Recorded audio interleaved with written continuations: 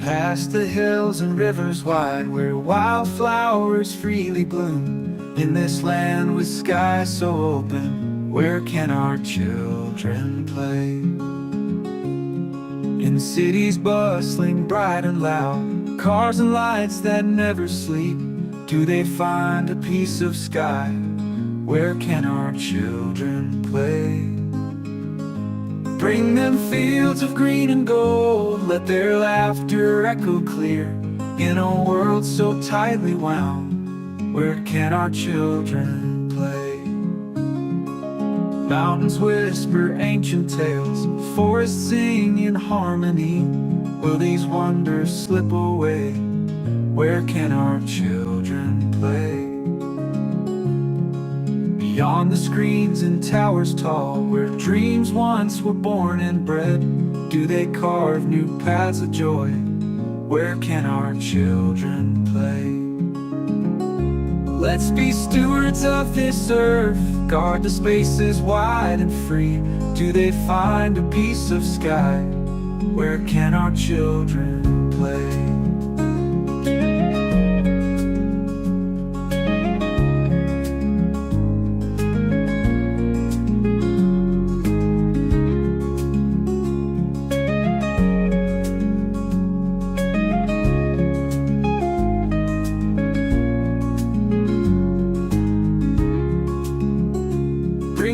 Fields of green and gold, let their laughter echo clear.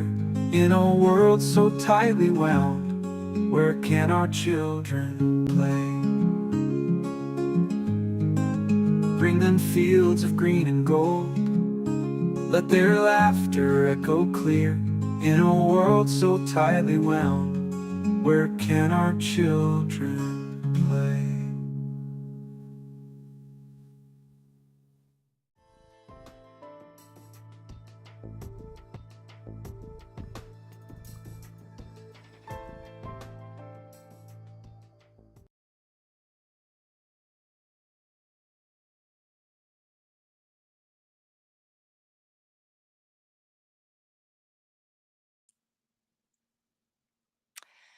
Good afternoon, everyone. My name is Laurie Gagan. I'll be your host tonight on this podcast with Phil Lyman, Tracie Halverson, and Jim Gagan. But before we get started, I would like to say a few words on the importance of this upcoming state organizing convention. I was honored to be at the state convention last year. However, I was extremely disappointed by the disorganization. The credentialing was a nightmare for our state delegates, which caused everything to start extremely late. And of course, it took the convention past midnight without much of the agenda being completed. This is a reflection on our current GOP leader. I was very impressed by the dedication of all the delegates that stayed to the bitter end. This convention is a critical event for you as a state delegate.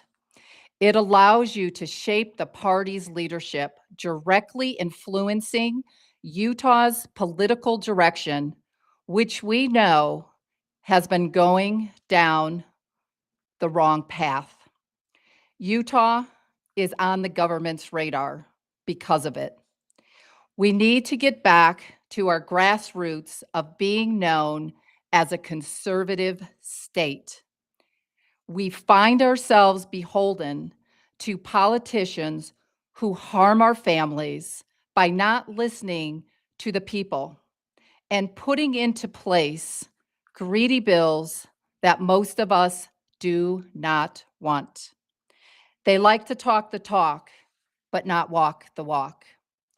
Our current GOP, who claims to have a fresh face, is a decade-old politician whose number one bullet point on his expensive marketing campaign flyer is that he raised nearly $3 million. His last bullet point, which is one of the most important items to a lot of us, was SB 54. The only one that I know who has stood up against this is our trusted candidate, Phil Lyman. Why? Because Phil is the only one who publicly stood up and addressed it, and then went far beyond by requesting SCOTUS to review the election discrepancy. Phil Lyman has been a trusted figure for many Utahns, even after he was forced to the primary for governor, which I then asked myself, where was our current GOP chair when this happened? Crickets. Rob Axson was part of the SCOTUS discrepancy because he did not stand for Phil Lyman, who received 68% of your votes as delegates at last year's nightmare of a convention. This is another conversation in itself. But Phil Lyman continues to fight for your voice to be heard. There are a lot of business issues that need to be cleaned up in our party: land grab, taxes, housing issues, etc. I pray that all of you, as our state delegates that supported Phil in the past, will continue to do so and elect him as our next GOP chair. We need someone with courage who is willing to go against decades of corruption that harm our families. This needs to be an honest, trusted, new face that is willing to fight for you so that your voices are heard. And Phil Lyman is that man. And one last thought. Our current GOP leader, tagline, I bring fresh leadership and new energy. Well, I say to you, this is not new energy, nor is it a fresh new leadership.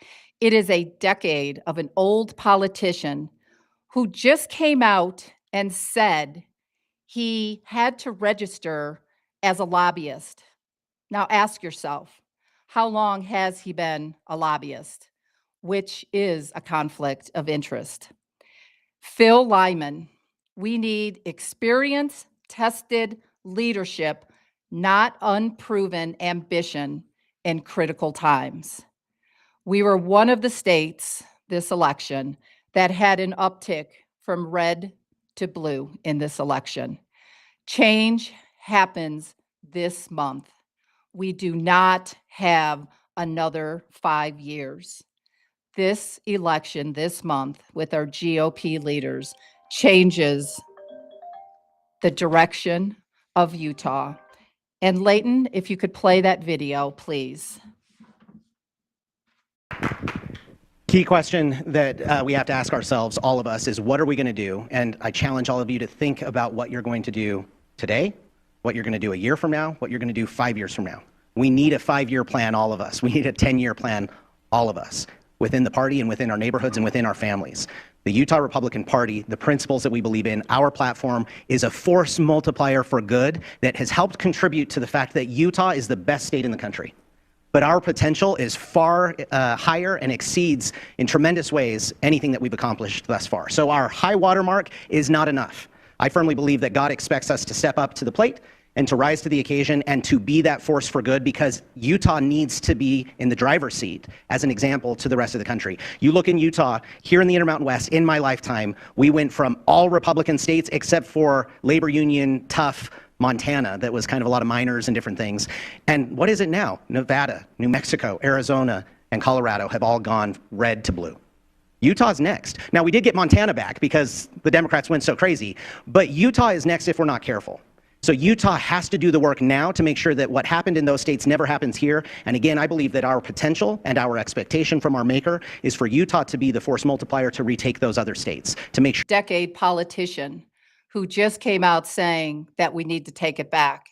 But on his dime, we went from red to blue. And with that said, I would like to bring in Phil Lyman, Tracie Halverson, and Jim Gagan.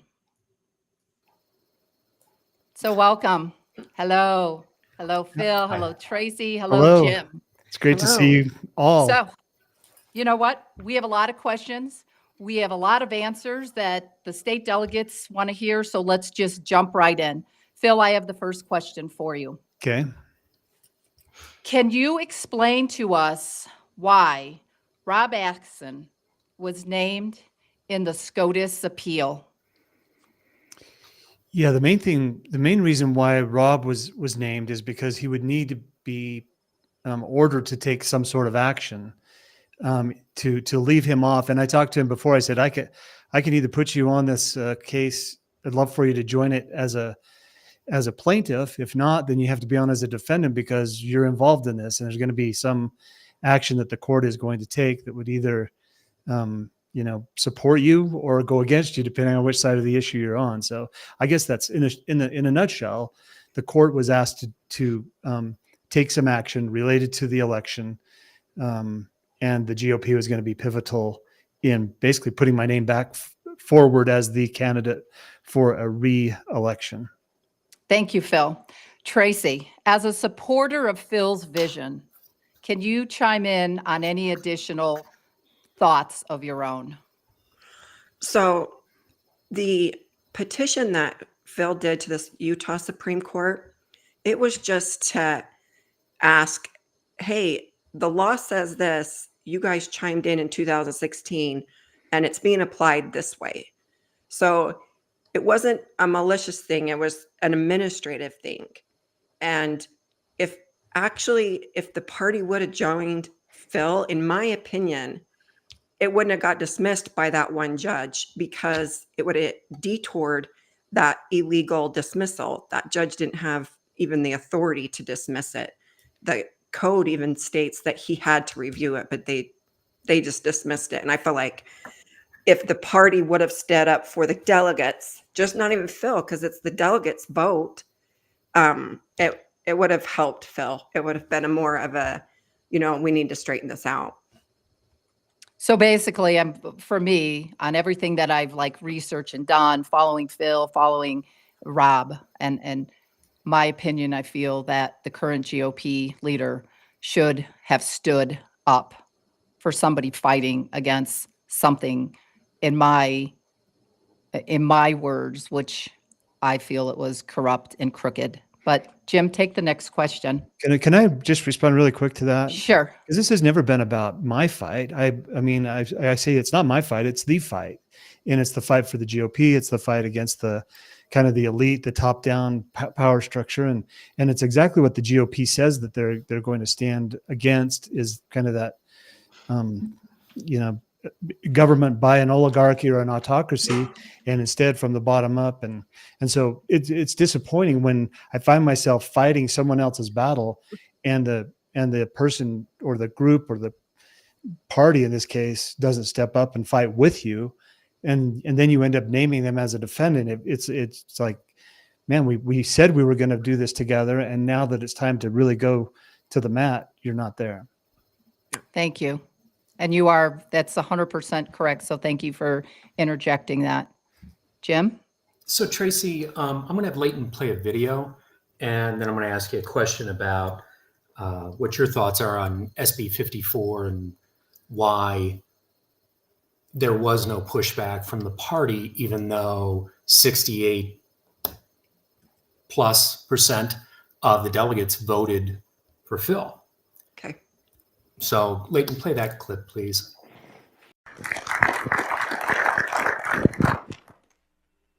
Do you consider SB 54 bad? And if so, what have you done to fight against SB 54? Yeah, hard stop. Yes. I have never once liked SB 54. I have never once hid my disdain for it. I have never once watered down my dislike for that system. Since it was passed in the legislative session in 2014, I have opposed it. We have had 5 election cycles now, 16, 18, 20, 22, and now 24, that we've had to go through the effects and the hamstring effects of the rules of SB 54 that takes and it keeps the party process, right? Wink, wink. It gives you a way to get around the party process. That's what it did. And so I have always opposed it. I've always promoted those candidates and those causes that want to get back to the spirit of pre-SB 54, the spirit of the delegate process. Firmly believe in that. I'll tell. So the question is, why do you think they didn't stand up and push back on the fact that our party nominated somebody and it didn't matter? I mean, I refer to the SB 54 more as the Incumbent Protection Act. Mhm. And, you know, if there are delegates out there who don't think it's an issue, Judicial Watch, which, you know, polices the government, they sent a formal request to the lieutenant governor in March of this year, giving them 90 days to send information back on why they are not complying to the National Voter Registry Act. And there are other organizations who are also pushing on this. So why do you think our party in Utah didn't stand up for their delegate? Well, his comments. I mean, and you know what I mean? Yeah, and I didn't watch that debate, but those comments that he just made, that was not, his actions do not reflect those comments. He did not, he doesn't hate SB 54. He didn't do anything to even stand up for it or up for us as delegates and say, no, you're not putting our nominee through a primary.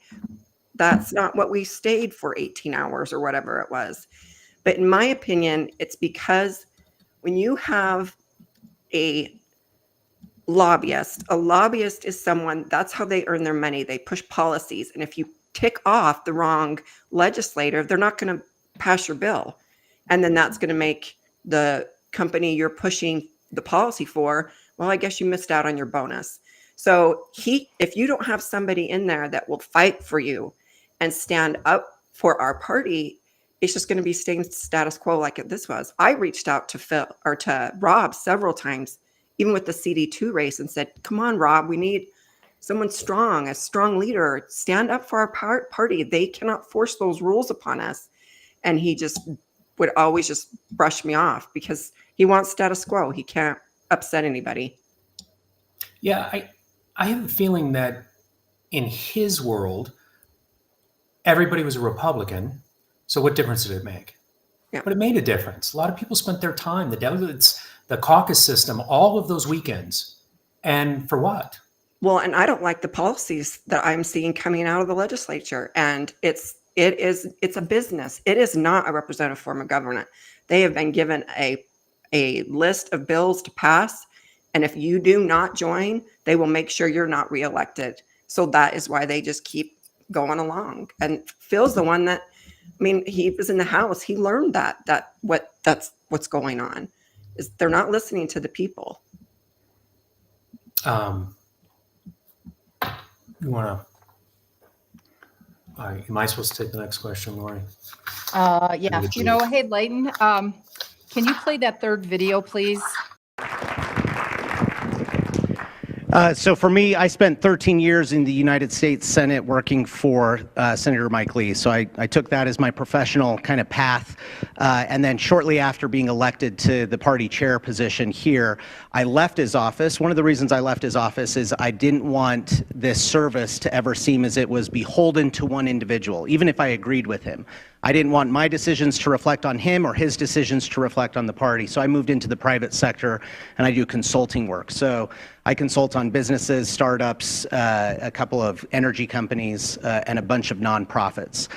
One of those, the Other Side Academy, Other Side Village, that you may have heard about. They do really great work. So this last legislative session, for the first time, I actually had to register as a lobbyist to represent them on trying to get some reporting requirements done. They had some COVID funds that came to them, and they were then obligated to report to the federal government for 50 years. All right, so there you go. Jim, your next question, please.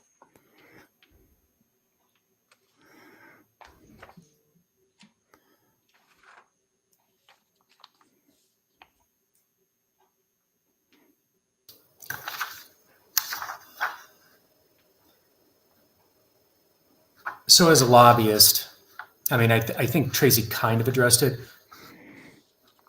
What I'm going to do for the podcast is there's a tool that you can use called Citizens Portal. It goes out and pulls videos and transcripts from all of the legislative and all of the local governments. And there was a group of delegates that, after the legislation closed last year,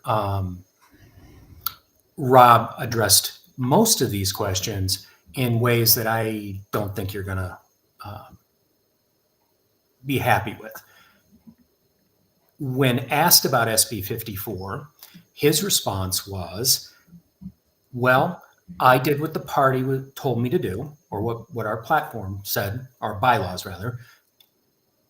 And then it was state law, and state law was the one that trumped, and I wasn't going to push back on it because it was tyranny to push against. I think it's tyranny if you take the Republican Party and dictate to them how their election is run outside of the party, even if the incumbent at the time was a Republican, because that's not representative. Well, and my point is, now we see that even the signature process never applied to us. And that was what Phil was trying to explain in his case, is it didn't apply to us. The Utah Supreme Court already did. But now look, they have left us with a system that nobody even nominated that guy. I mean, he never got the signatures. He didn't even qualify for the ballot. And so for him to say that, to go against it, that is, to me, I'll take that clip and I'll post a link to it when this is posted to Rumble. And I think if you're a delegate, it's worth listening to, because very political answers, didn't really address any of the concerns, and there were a lot of concerns. I want to chime in on that one. You tell me if I'm jumping out of line on this, but to me, I could talk forever about this because it hits right at the core. I mean, I respect a person who needs to make a living, and sometimes that means you're a consultant. Sometimes that means you have to register as a lobbyist. Sometimes you do these things. But what I've seen happen, and this is where my experience informs my politics, you got people out there in the public, your neighbors, your friends, your family members who are trying to make a living, and policy rolls in and rolls right over the top of them, shuts down their industry, shuts down their productive capacity, closes off access to the resources that they might need, puts regulations on top of them, raises their property taxes out the roof, all of these things, while somebody else has got an inside track to the legislators or to the policymakers. And I'm not saying that Rob has an inside track. I'm not saying he's got his thumb on the scale, but it's a system that circumvents the free market. Free market says, I have as good a shot at winning with my business idea as the next person. And if his is a better idea, then he's probably going to win and I'm going to lose. When you get lobbyists running the show, when you get money buying the politicians and buying the policymakers, then real people get hurt. Honest people out there trying to do the right thing. And the sad part is that most of them don't know what's happening. They're looking and saying, they don't understand why their industry was shut down, why their logging company no longer is in the business and somebody else's logging company is, and you get digging into it. And this is what I've said during the COVID response. People said, follow the science. Well, we followed the money. And when you follow the money, you find out we're being run by a bunch of pirates. I mean, literally run by pirates, and all they're looking at. And again, I'm not saying this about Rob. I'm saying he's got as much right to go out and try to make a living. But if he crosses the line on that, then he's in the wrong, and we're dealing with despotism versus a free market. And I will say my gripe has always been with Spencer Cox, because I've observed it from the time I was a county commissioner through the state legislature. I watched these things happening, and it's like, man, we have a system of lies that is driving the whole process, and that's got to stop. So that's why I'm running for whether it's the state legislature or the county commissioner or whatever it is, for these offices, because this has got to stop. We can't operate this way. It's counter to a Republican form of government. It's counter to America. Thank And you for adding to that. You made Phil. a good point, Phil, because he does have a right to go make a living. But if it's going to put you in a position where you can't stand up for a party, then maybe you should reconsider of your extra curricular activities. Well, and the question you always want to find out is this a one-off or is this systemic? Yeah. Are you is this like innocently unaware and things happened, or is it criminal intent to deceive people in order to promote the agenda? And I don't know, but there's that what they call mens rea or state of mind question in the legal business. It's like, well, how much culpability is there? And what I'm finding, I guess, the more I dig, the more intentional all of this appears. Thank you. Well, and I think when people ask if a lobbyist should be a head of a party, I think the conflict comes in. My understanding is that there is I guess he's doing energy lobbying is part of it. Well, let's say I hire him and I have a deal and I'm pushing for a bill that's good for me, and I've got buy-in from the legislature and maybe the sitting governor. Well, then as the lobbyist, my job would make sure the sitting governor stays the sitting governor and not start that process over again, or I'm not a very good lobbyist. So I think there probably are some conflicts that come up, and I'm not saying that he did or he didn't. I'm just saying that why as a party would we have improprieties like that, that could be alleged? Thank you, Jim. Thank you, Phil. And thank you, Tracie. So the next question, and I want to move on for that, but I think for our state delegates who may not know, it's important to know that his wife is a paid lobbyist, and that makes a difference, at least to me. So the next question is for you, Phil. Our current GOP leader claims he is against SB 54, but his actions seem to support the opposite. As a GOP party leader, what would you have done if the roles were reversed and our current grand old party leader was put through the ringer like you have been? Well, the image that comes to mind is slow pitch softball. When you're playing slow pitch softball, your own pitcher is pitching to you as the hitter, and his whole objective is to pitch something that you can just knock it out of the park. So you pitch, and that's the way I feel with this whole 2024 election. This was a gift. Like, here you go, knock this out of the park. Instead, they took a strike and said, "Gosh dang it, we struck out again." So what I would do if I were the GOP, and I don't know that we're ever going to have another 2024 scenario play out as perfectly as this one did, where you have an incumbent governor who clearly lost the convention, a challenger who clearly won the convention, and then also, and I will argue, a really competitive candidate when it came to the primary. I think we won the primary. I think we're cheated out of that one as well. But of course, we can't ever look at any of those records.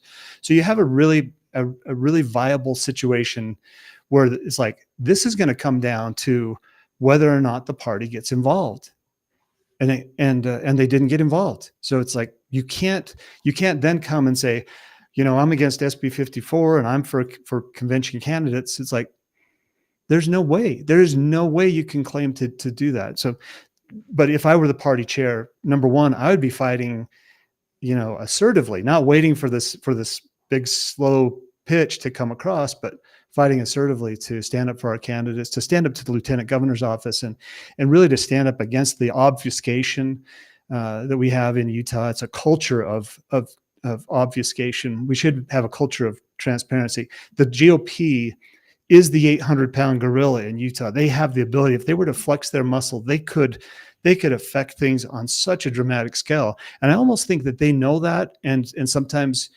maybe in good conscience and good effect, they say we better not be too aggressive because we do have so much power. That's being generous. On the flip side, you're looking and saying, you're not for us. You are actively doing nothing when you are the 800-pound gorilla. You won't flex the muscle.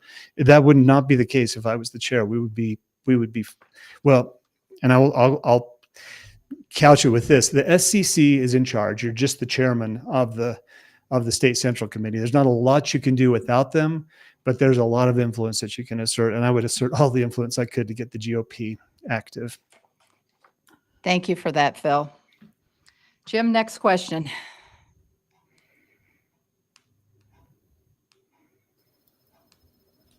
Okay, so this question is for Phil. What barriers do you see preventing Utah's GOP from upholding its own rules, such as supporting convention nominees? And how would you address these as chair? I mean, what would you do about it? Yeah, I'm sure it would be more than just saying, I don't like it. Right. Again, to understand the mechanism and the real battlefield that you're up against, I go back to some of my experience working through the public lands issues and some really bad policies that were coming out. And then the federal agencies would come and say, we didn't have any choice. We were sued and we lost the lawsuit. Well, you find out that's what they call a sue and settle. It's like, we didn't lose that lawsuit. We worked with in this case, it was the, I forget the name, but one of the big environmentalists, Center for Biological Diversity, their largest donor was the national, it was the national agency, U.S. Fish and Wildlife Service was their biggest donor. And that's who they lost the lawsuit against. And the effect was we're going to designate all of these species, and Congress has no say in it because we've circumvented that through a sue and settle process. And that's exactly what I see happening kind of between the lieutenant governor's office. They act like we've got this big conflict going on. And oh man, the lieutenant governor doesn't like us because we went and took it to them. But the net effect, and Tracie kind of alluded to this, the net effect is there's no change. Nothing's happened. We haven't moved the needle. So you can say that it's the lieutenant governor's office. You can say it's the legislature. We've found the enemy, and the enemy is us in the GOP. There are people in the GOP who claim to be fighting this who are not fighting it at all. And I think that's the biggest barrier. So, lack of political will.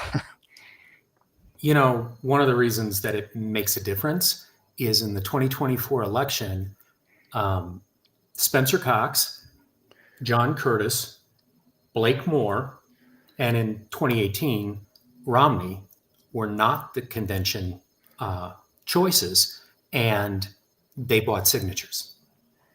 And by bought, I just mean they paid somebody to stand in a parking lot and fill out clipboards with information, which I think the party and the candidate should have access to. I mean, who's the oversight? The guy running against you. Well, and in my case, yeah. And to that point is, if you have to have the right people in the right places in order to continue this fake election, because you also have an AG that he was eliminated at the convention. And instead of prosecuting the signature fraud that they found, so we don't even have a real nominee candidate that qualified for a ballot, he reduces it to a slap on the wrist, a plea of abeyance. Come on to Utah and do all the signature fraud you want, because nothing will happen to you. And we'll pay you out over $500,000 to do it. It doesn't make any sense. If I can chime in there just a little bit too, if there was no signature route, I want to be fair about this. Those candidates would put a lot more effort into the convention. I don't suspect that Spencer Cox would have stood up and told us all that we're irrelevant. Had he known that was his only shot, he knew that he was going to circumvent it. So if you took away the other path, it would force everyone into that convention spot, and they might do very well. You might find a Blake Moore that would come and really rally the troops and win at convention. When they don't have to do that, sometimes they say, we're going to take all of our resources, we're going to devote it to the general public, forget the convention route altogether. So it would change the way they would campaign. And this is another point in my campaign that I really wanted to like highlight is like, I can take Spencer Cox in the general public. I can take him at convention, not because I'm so amazing, but because he had done things as a governor so many times that I looked and thought, there's no way you can get elected after you've done this, after you implemented DEI on a $100 million scale in Utah, after you use your pronouns and after you veto the bill that keeps men out of women's sports. And I mean, just across the board, condemning people at a BYU volleyball game. There was like 100 things. It's like you will not get elected in Utah. So I was willing to fight him on whatever front he wanted to fight. He didn't get his signatures, so that was a cheat. He circumvented the convention in a way that I think was a cheat.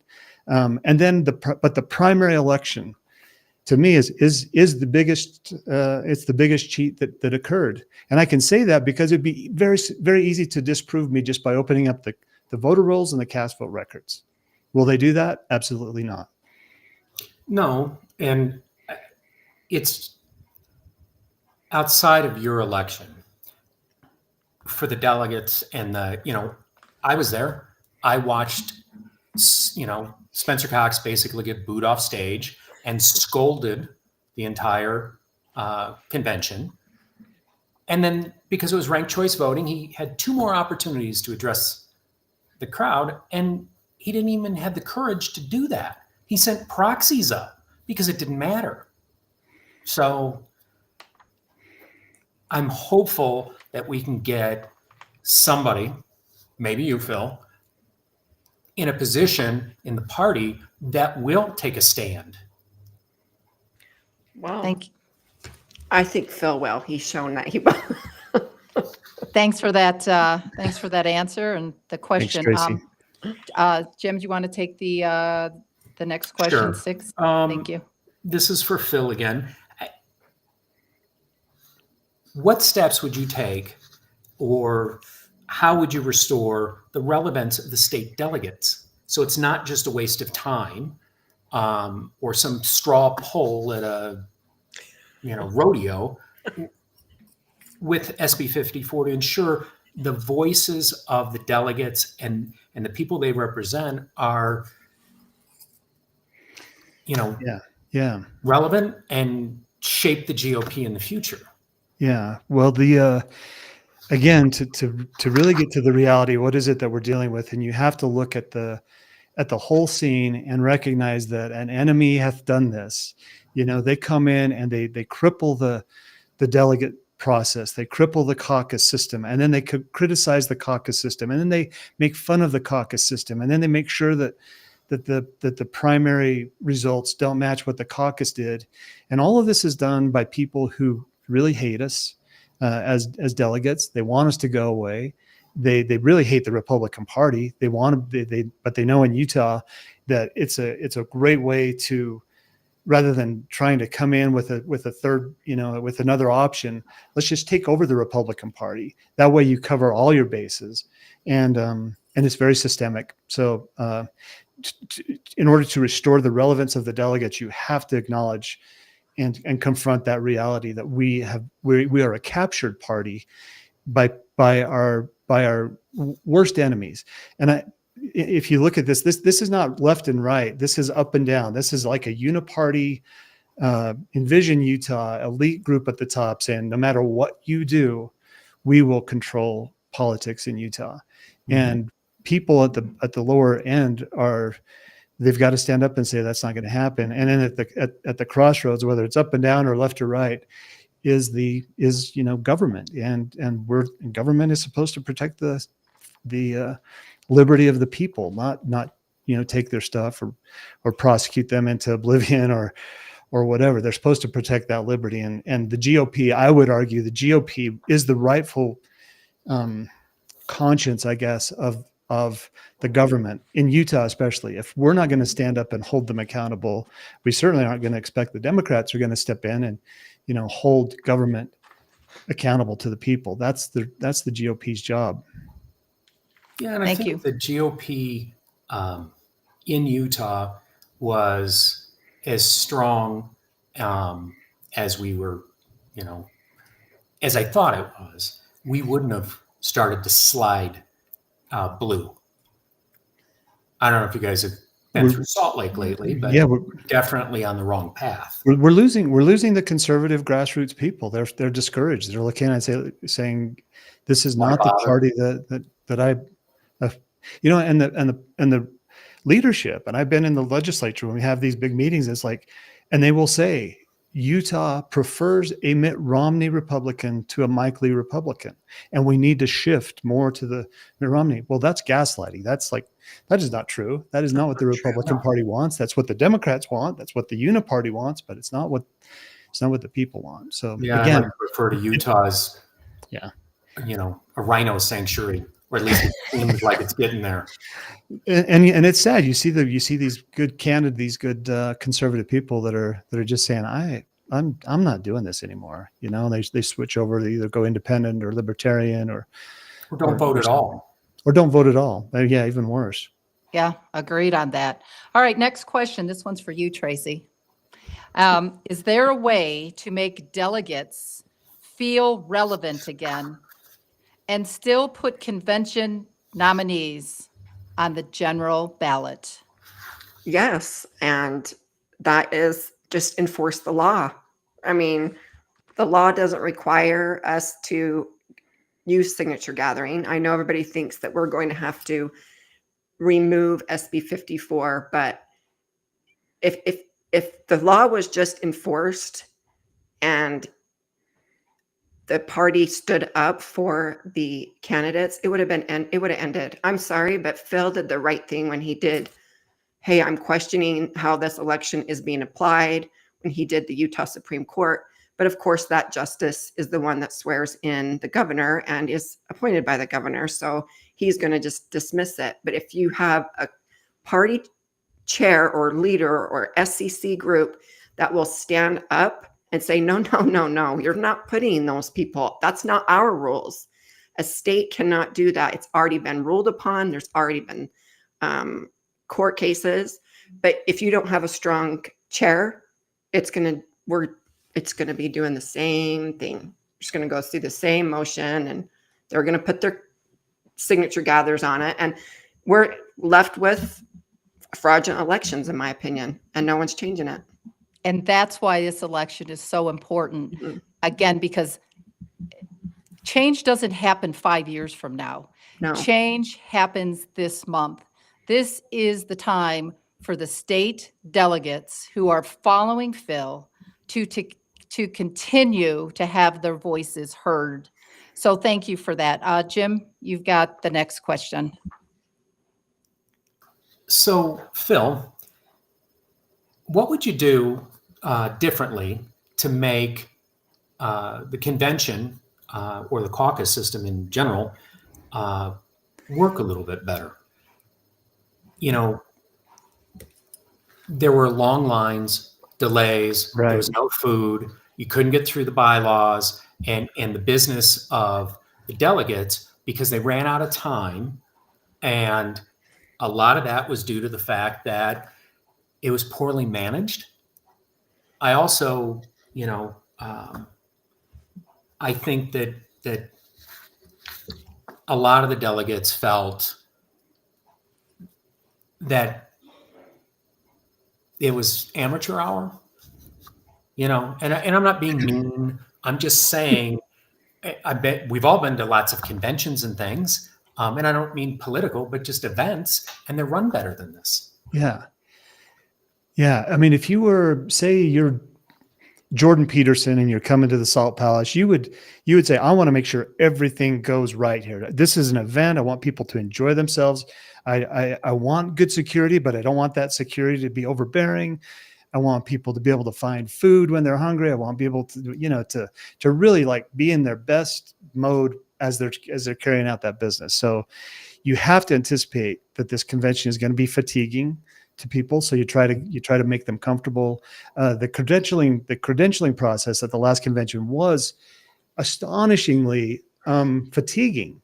People standing in line for 3 hours. It's like you can bet that they're going to be pretty fired up. And the fact that that element could be remedied even on the spot. Like, okay, well, let's do this and this and this, and let's get these people through credentialing. But instead, it was just carried on. So then you start to wonder, is this on purpose? And I do want to say that there are, again, there are enemies among us. They tried to sabotage the caucus system on caucus night. Well, they did sabotage the caucus system on caucus night. I assume they sabotaged the credentialing process. Somebody said, well, there was a padlock on a door that it shouldn't have been there. It's like, well, I'd like to know who put the padlock on the door. But number one, next time, don't let somebody back there to put a padlock on the door. Don't set it up so you're vulnerable to those attacks. And Tracie and I have talked about this. Caucus or convention should be a party. It should have a party feel, because you've got a bunch of people there who love America, who love Utah. No better place to come, wear your gear, encourage the boisterous outbreaks, all of these things, and say, yeah, this is what we're here for. This is America. This is Utah. Let's have a party on convention day, and reject all of those, fatiguing elements that are going to be there. To address those, make sure that they don't come in and have a dominant effect on the people. Well, and I think it's not like it's the first time they've done this. Why isn't the party scheduled 5 years out in advance at different venues? You just say, hey, we need this date and whatever, and they'll be happy to book it for you. To that point, and again, I don't know how much of this is systemic and how much of it is excuses, whatever, but I don't think that the prior chair had done a good job of booking out the venues, which means that it might create some inconvenience for the current chair to go in and have to do some catch-up work to get on top of it. But you absolutely, like you say, what you're dealing with. So do the catch-up work, get up on top of it, and let's have a great convention. Surprised me was no food, everything shuts down. Why didn't they bring in food trucks? They're all over Utah. I'm guarantee there's a bunch of food operators who've been like, I'd love to get to the convention center and provide, Yeah, I've been to a couple of things at the Salt Palace that the Salt Palace themselves sabotage. We had the We Connect, Tina Horlocker had her big event there, and they literally just outright sabotage that event because they're Marxists, and they don't, so. Yeah, but there's got to be lots of venues besides just Exactly. downtown Salt Lake. Yeah, so if I'm from rural Utah, maybe I don't want to navigate the streets at midnight in a town that I'm not overly familiar with. Yeah, no, there are Good better point. venues. Good point. Phil, I've got another question for you, but before I ask mine, Steve Ace wants to talk to you. I need to read this question. It's going to kind of sort of go hand in hand with my question. So Steve says, I have talked with a couple hundred state delegates trying to get them to attend this month's convention. And I hear time and time again from them, why should I even bother or waste my time when the state is just going to run roughshod over the delegates' votes anyway?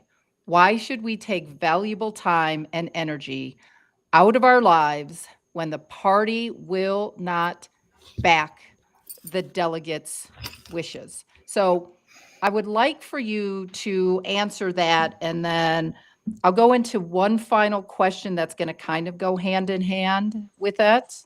So if you would, please. I think you have to preach the gospel of government and republicanism. You have to give people a pep talk. You have to get them engaged, and it's hard when things are happening. But again, to get the reality of what this is, we do have opponents. We have people deliberately trying to undermine us. And I love Patrick Henry's quote before he said, "Give me liberty or give me death." He said something to the effect, nature knows how to value its commodities, and it would be strange indeed if freedom was not, purchased at the price of fatigue and effort and trial. And so we recognize, this is not. Of course, there are people who are going to try to take away our liberty, our freedom, to cast a pall on on the convention. We're going to do it anyway. And people need to know that. So you give the pep talks, you talk about it. Again, you preach the gospel to people. What we need in Utah is a revival, genuine, like religious type revival of the Republican Party, and say, we are Republicans. We're going to go out and bring in the lost sheep, our Republicans who have really gotten discouraged, and acknowledge that there's been some discouraging things. And but I guess that's what I would do is say, number one, let's change it going forward. And number two, let's connect with the people on a real level. And no, these people are not dumb, especially when we're talking about like these engaged state delegates. These are highly informed people that are looking at this system and saying, this is futile. They're just working us over. I've said the role of the party chair, never let things that matter most be at the mercy of things that matter least. Your job is not to go to Nevada and get Trump elected. Your job is to get the lieutenant governor's office, to comply with the law, so that your convention is conducted in an honest, forthright way. And I will make that as a criticism. I don't have a lot of criticisms for people who are in there trying, but that's a criticism that I have, is that our job is to focus on the apparatus and make sure that the playing field is level and that we're ready to go. And they did not do that. Okay, thank you for that. And that's, what, Phil, that was, that's a good point that you made. So thank you for that. So last question, and then we'll have a few comments. Phil, I'd like you to take this opportunity to speak directly to the state delegates that are watching this. And I pray that the state delegates that are watching this will pass this along to the other state delegates who now feel defeated. But Phil, what can you say to the 68% of the state delegates who supported you at the state convention last year to continue to fight for you, assuring them that their voice matters this time, and to continue to rally behind your vision for a stronger, more transparent party, urging them again to stand behind you as you lead the charge for change? Well, I guess thank you for doing this. Thanks, Tracie, for everything that you do. It's phenomenal.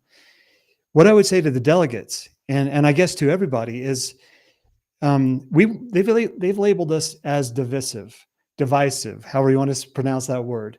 Is resistance divisive? Is resistance to bad policy and to government, is that divisive? What would we do? What would America look like if we didn't have resistance? And I would argue that it's a despot who calls resistance and friction division and condemns it. I don't condemn division. I don't condemn multiple, disparate viewpoints. America was founded with a constitution that was designed to take all those disparate viewpoints, all the contentious viewpoints that come and still have a functioning government in spite of the differences, not to make people think alike. And we're being ordered to disagree better. We're being ordered to stop the divisiveness. I'll say divisiveness. And it's a ploy. It's a ploy that despots use on people that they look down on. And I guess that's the one thing that is clear to me through the last 15 years of my political engagement as a commissioner and as a legislator, and then going through even more so as a candidate, is that there are a group of people who look down upon us, and we don't have to take it. We have all of the power to control the government. That's what a Republican form of government is. That's what the Declaration of Independence said, is that governments derive their just powers from us, the people. We are the collective conscience of the government, and it's our job to do it. I said this the other night. Someone asked about civility, and I said, as a parent, I don't scream things at my kids, but I desperately want them to understand the concept, so that when they go out into the world, that they understand the reality of what's going on. You don't suggest to your kids that they don't play, in a busy street. You say, no, we're not going to do that. That's not being contentious. It's saying this is really, really important. So I've always felt an obligation in politics to explain it in a way that people understand. So this is dragging on a little bit. I'm talking to the delegates here. I would love for them to understand. I am not trying to pull the wool over their eyes. I'm trying to pull the shackles off so that we can see clearly what is happening and respond accordingly, because it is our party. It's a great thing. America is a fantastic country. We have an opportunity with Trump in place. That the whole landscape is like just laid out in front of us. And if we fail to seize this opportunity, I don't think we're going to get it again.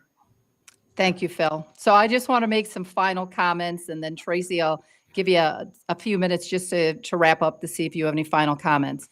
So marketing flyer, very expensive. Thank you, Rob Axon. I'm just going to read his bullet points again, because this is a seasoned decade politician in the importance of these bullet points. Raised nearly $3 million. And I'm sure that's in Phil's wheelhouse to help and do that as GOP chair. First party chairman to make cash donations in support of convention winners. Organize Utah volunteers. Well, the convention was a disaster. Grew the party, and as Jim Gagan said, we went from red to purple, and now he wants to talk about blue. Went over a seasoned decade. He has had the ability to make change. Continued the fight against SB 54, and we've watched his own videos. We know that he's part of the SCOTUS. I haven't personally seen any social media, and I've asked around. So to the delegates, what I would like to say again is that Phil Lyman continues to fight for your voice to be heard. There are a lot of issues at hand that we need to clean up in Utah. We need a fresh new face, and Phil Lyman is that fresh new face. So that I pray that all of you as our state delegates, that you continue to support Phil Lyman, that you show up at the convention, that you cast your vote for a trusted man who is fighting for you, your families, and to have your voices heard. We need someone with courage who is willing to go up against decades of corruption that harm our families. And Phil Lyman is that man. So with that said, Phil, Can I just Tracie? say one thing? Sure. If you're a delegate and you voted for Phil to run our state as governor, don't you think he could run our party in this state? Yeah. And thank you, Laurie, and Jim. Thanks for that. Those were nice words. I you. appreciate it. Tracie. Well, thanks for having us on. And I just want to tell the delegates to show up, and we need to make a change. If we want to do things different, we can't keep voting the same people over and over and over again. This is your chance to make a change. And I know it's discouraging. It feels like that it's going to be the same status quo, but I promise you that it won't be with Phil. So. And I have one final question from Jill Watson. So Phil, as a chair, will you be willing to stand up for our clear convention winners and even hold a public press conference on the state capitol so that all the media, public, know that you're fighting for their voice, and rally the people so our people know you're standing for us? Our winners deserve to be on the general ballot. And how can you comment for Jill? I appreciate the question, Jill, and a little bit of manipulation to force me to do something on the state capitol steps. And the answer is yes. Honestly, fighting for me is an involuntary, it's an involuntary response. I can't not fight when I see things happen that are just wrong. So I believe in the caucus system. I believe that when we have a set of bylaws, a convention or a constitution, bylaws, and a platform, that we should follow those. And I am committed to that. My mantra in politics, long before I even ran for office, was that honest people have rights too. And that means that other honest people will stand up when they see something happening. They stand up, and if you won't do that, then you're not a good neighbor. You're not a good father, whatever. You stand up for people that are trying to do the right thing. And so yeah, I would do that. And even if it meant, Jill, doing it on the steps of the Utah State Capitol, I would totally do that. And I do really appreciate people like Jill and those people that come with such conviction and conscience. I draw my inspiration from them, and hopefully it's mutual. And Phil, I have one comment left for you. So as a believer myself, and in the Bible, they talk about David and Goliath. All the people were afraid to go against Goliath. And I just want to say that you inspire me. You inspire so many people, and you are our David, because you're the only one I know that's willing to go up against Goliath. So with that said, everybody, please share this video to any state delegates that did not hear it.